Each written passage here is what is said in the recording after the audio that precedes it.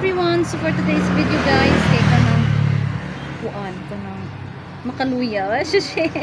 So bitaw guys, for today's video kay nate ibang labay ng stock na to diri sa itong tindahan kay since na nga-expire na gid siya guys. Unya, wala jud siya ilaing padungan. Ilabay na jud kay di na pud kumagamit ani kay since expire na pud siya. So madaot ta pud tao kugamit ta kanang mga product na expired na. So kailangan na itong ilabay. So ingon na jud ng life guys, labi sa labo na sa mga nagnegosyo. So dili malikayan nga na jud ma-expire. So malabay ra gid siya padulong. So kani man gud siya nga item, dili man gud siya sellable. Dili siya ingon nga halinon. So naami mangita pero bihira lang nya. Then kami po nagagamit niya aning item pero panagsalang po. So kuan ni siya tomato paste. So sayang kayo kay Del Monte pa naman ang iyang brand na araw.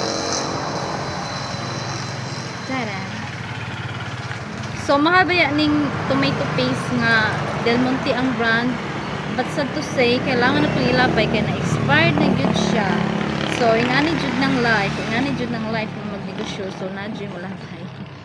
Kaya na-jud ma-expire.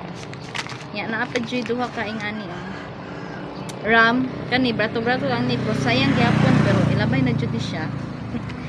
So ingana jud siya no. So dili lang kay karon lang ko na-expirean og mga item mo niya kanang dili siya ni pero kasagaran sa mga item na may discount nagsara dito mahalin so mo nang magkumpra ko ani ginagmay lang pero ang kuno nalaghan dito ako ni kumpra so sa basurahan na gid ni siya goodbye na gid ni siya. So kato lang ang update for today.